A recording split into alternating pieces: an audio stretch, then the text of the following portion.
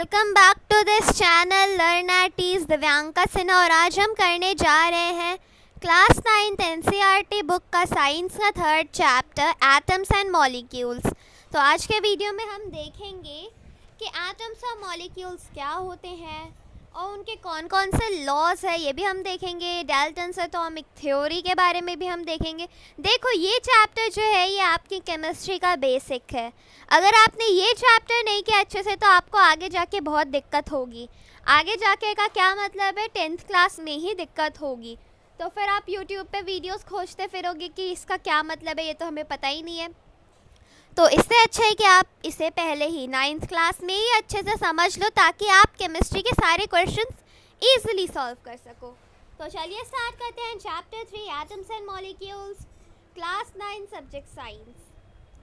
तो सबसे पहले हम इस चैप्टर में देखेंगे लॉज ऑफ केमिकल कॉम्बिनेशन। तो जब केमिकली कोई चीज़ कॉम्बाइन हो रही है तो उसके कौन से लॉज होते हैं। तो अब हम सबसे पहले देखेंगे law of conservation of mass. तो सबसे पहला जो लॉ है वो है law of conservation of mass. तो व्हाट इज दिस मैम, चलिए देखते हैं। States that mass can neither be created nor destroyed in a chemical reaction. What does it states? A mass can neither be created nor be destroyed in a chemical reaction. Means जो भी मास है आपके पास वो कभी भी आप create नहीं कर सकते और डिस्ट्रॉय भी नहीं कर सकते हो। किस पे? केमिकल रिएक्शन पे। तो चलिए देखते हैं इसका क्या मतलब होता है, अच्छे से समझते हैं। This means that during a chemical reaction the sum of the masses of the reactant and products remain unchanged. अब इसमें जो सम होता है ना रिएक्टेंट और प्रोडक्ट का, मतलब जो चीज़ रिएक्ट कर रही है, जो कॉम्बिनेशन के लिए जा रही है और जो उनका जो प्रोडक्ट आता है उन सब में जो भी केमिकल का, मतलब आपने 2H लिया तो आपको वो 2H ही मिलेगा। ऐसा नहीं हो जाएगा कि वो 10H बन जाएगा या फिर कुछ और। वो जैसा जितना प्रोडक्ट आपने दिया है उतना ही आपको मिलेगा, वैल्यू भी उतनी ही मिलेगी, इन्वेस्टमेंट भी उतना ही मिलेगा। तो चलिए इसको हम एक एक्टिविटी के द्वारा समझते हैं। Take some sodium sulphate solution in a conical flask. यहाँ पे आप देख सकते हो इमेज कॉनिकल फ्लास्क की। And some barium chloride in an ignition tube. और उसके अंदर जो एक छोटी सी टेस्ट ट्यूब जैसी डाली है ना, ये है एक ignition tube.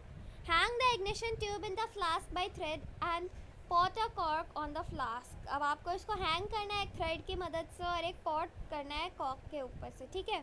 Find the mass of the flask on the balance. अब इसका जो मास है, इसका जो वेट है आपको फाइंड आउट करना है। Then tilt the flask. अब आपको टिल्ट करना है flask. A chemical reaction takes place and sodium chloride and barium sulphate are form. तो पहले जो आपने लिया था सोडियम सल्फेट और बेरियम क्लोराइड, अब देखो क्या हो गया, सोडियम क्लोराइड बन गया है और बेरियम जो है वो सल्फेट बन गया है केमिकल रिएक्शन के बाद, ठीक है। अब इसके बाद आप जब इसको फिर से नापोगे ना, इसका मास निकालोगे, इसको मेजर करोगे वेट में, तो आपको दिखाई देगा पहले भी ये 300.23 ग्राम था और अभी भी 300.23 ग्राम ही है। इस पे कोई चेंज नहीं आया है। मीन्स इससे क्या प्रूव हो रहा है, जो मास है रिएक्टेंट का, जो प्रोडक्ट का जो मास है वो हमेशा सेम रहेगा, अनचेंज्ड रहेगा, कभी भी बदलेगा नहीं। चलिए नेक्स्ट लॉज देखते हैं। Law of constant proportion. अब हम कांस्टेंट प्रोपोर्शन के लॉ के बारे में देखेंगे। States that in a chemical compound the elements are always present in a definite proportion by mass. इसका क्या मतलब है? इसका मतलब है कि जब भी आप एक केमिकल कंपाउंड लोगे ना, उसमें जो एलिमेंट्स होंगे ना वो हमेशा डेफिनाइट प्रोपोर्शन पे ही रहेंगे। क्यों डेफिनाइट प्रोपोर्शन पे रहेंगे, कैसे रहेंगे, क्या मतलब है डेफिनाइट प्रोपोर्शन का, मैं बताती हूँ। आप जैसे ये एग्जांपल लेते हो ना वाटर का, H2O आपको पता है वाटर को कहते हैं। तो ये जो H है ये और कुछ नहीं हाइड्रोजन होता है, और जो इसका मास यूनिट होता है ना, या फिर आप AMU कह सकते हो। आप मुझे इसका फुल फॉर्म बताओगे कमेंट सेक्शन में हालांकि, लेकिन मैं बता देती हूँ। हाइड्रोजन का जो AMU होता है वो 1 यूनिट होता है, ठीक है। तो जब यहाँ पे 2 हाइड्रोजन है तो वो 2U हो जाएगा, और ऑक्सीजन का जो होता है वो 16U होता है। तो अब आप जब इसका करोगे ना, प्रोपोर्शनेट करोगे, फ्रैक्शनाइज करोगे, तो आपको क्या मिलेगा, 1:8। और यही हमेशा आप कहीं का भी पानी ले लो, गटर का ले लो, नाले का ले लो, रिवर का ले लो, आइस वाटर ले लो, आप जब भी वहाँ पे वाटर का प्रोपोर्शन देखोगे ना तो आपको हमेशा 1:8 के प्रोपोर्शन में ही मिलेगा हाइड्रोजन और ऑक्सीजन। तो चलिए देखते हैं एग्जाम्पल। मैंने आपको वाटर का बता ही दिया है, यहाँ पे भी सेम वाटर का ही लिखा है। आप इसको एक और तरीके से समझ सकते हो, अगर आपने 9 ग्राम वाटर लिया है और उसको डिकम्पोज किया है, तब आपको क्या मिलेगा, 1 ग्राम हाइड्रोजन मिलेगा और 8 ग्राम क्या मिलेगा, ऑक्सीजन। एक और एग्जाम्पल देखते हैं, अमोनिया। आपको पता ही होगा अमोनिया को हम रिप्रेजेंट करते हैं NH3 से। अगर नहीं पता है तो कोई बात नहीं, आप इस वीडियो में समझ लो। Always contains 2 element hydrogen and nitrogen combined together in the same ratio of 14:3 by mass। तो अब इसमें क्या है, नाइट्रोजन आपको फिर से यहाँ एक ही दिख रहा है और हाइड्रोजन यहाँ पे फिर से आपको 3 दिख रहा है, तो 3 यूनिट हो जाएगा। मैंने आपको बता दिया उसका मास यूनिट 1 होता है, तो 3 है तो क्या हो जाएगा 3 यूनिट। और जो नाइट्रोजन है उसका तो 14 होता है, 14 AMU होता है, तो इसका ही हम प्रोपोर्शन करेंगे तो हमेशा हमें 14:3 के प्रोपोर्शन में ही मिलेगा। Is it clear to you all? अगर क्लियर है तो इस वीडियो को लाइक करो ताकि मुझे पता चले कि आपको ये चीज़ क्लियर है, ये कॉन्सेप्ट क्लियर है। और मुझे कमेंट सेक्शन में बताओ अगर ये दिमाग में आपके फिट हो गया है तो, कि मैम ये क्वेश्चन हमें फिट हो गया, ये लॉ हमारे दिमाग में फिट हो गया है। चलिए आगे देखते हैं। अब हम देखेंगे डाल्टन्स एटॉमिक थ्योरी। अब मैं आपसे यहाँ पे एक सवाल पूछती हूँ, ये जो डाल्टन्स एटॉमिक थ्योरी है ये किस साइंटिस्ट ने दी है? आप मुझे इसका नाम कमेंट सेक्शन में बताएं। तो चलिए देखते हैं क्या कहती है डाल्टन्स एटॉमिक थ्योरी।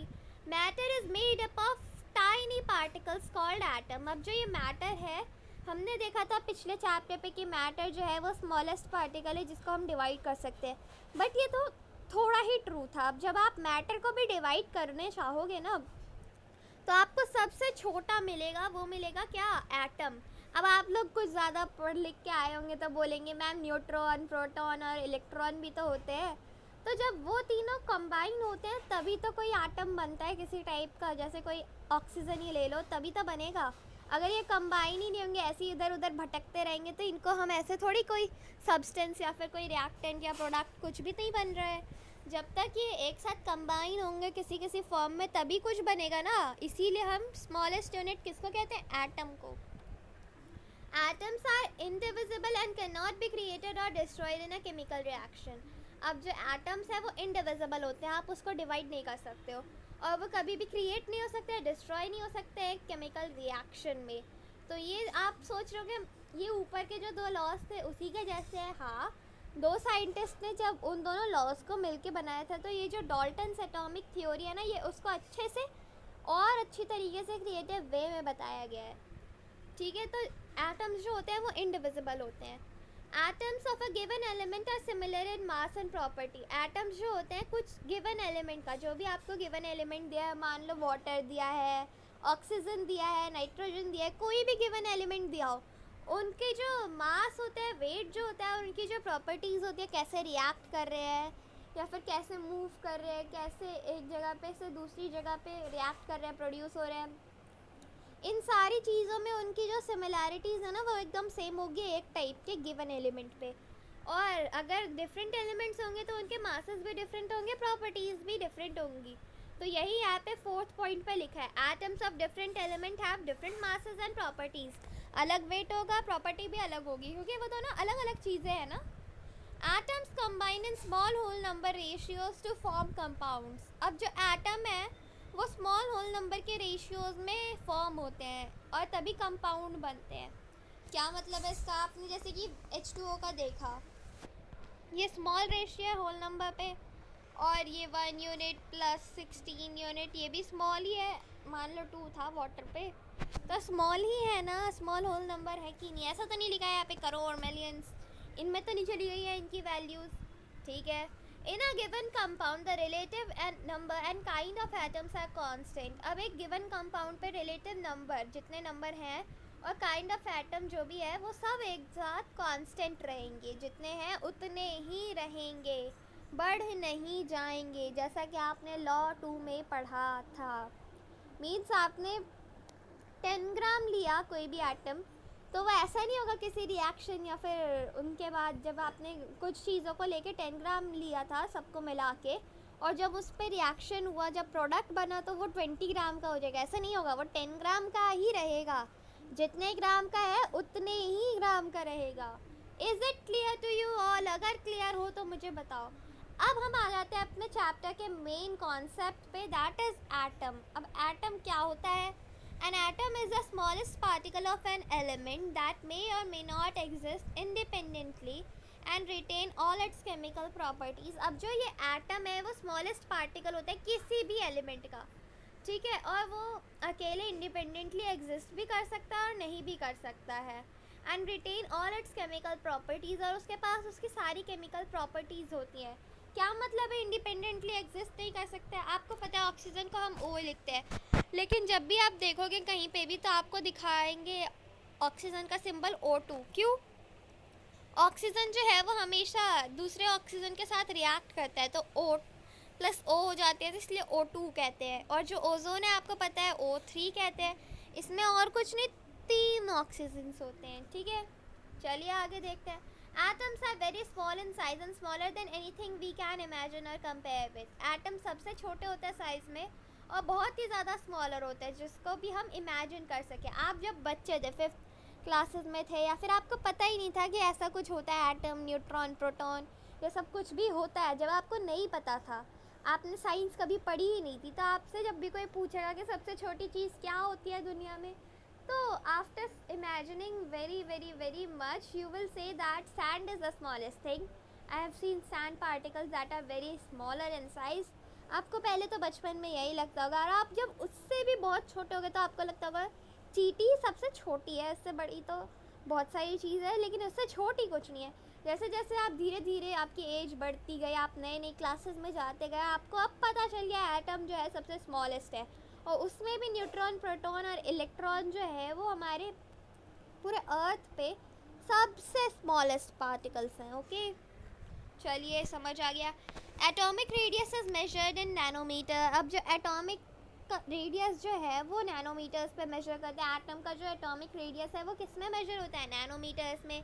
क्या होता है nanometres? 1 nanometre equals to 10⁻⁹ metre. अब जो 1 नैनोमीटर है वो 10⁻⁹ नैनोमीटर है, मीन्स मीटर है।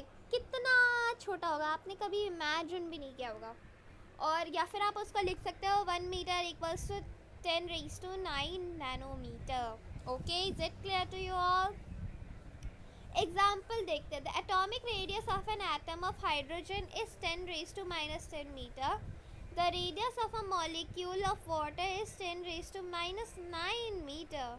अब आपको समझ आ ही गया होगा, जो हाइड्रोजन का जो एटॉमिक रेडियस है वो 10⁻⁻10 है, और जो भी एक मॉलिक्यूल ले लो आप वाटर का वो अप्रॉक्सीमेटली 10⁻⁹ मीटर है।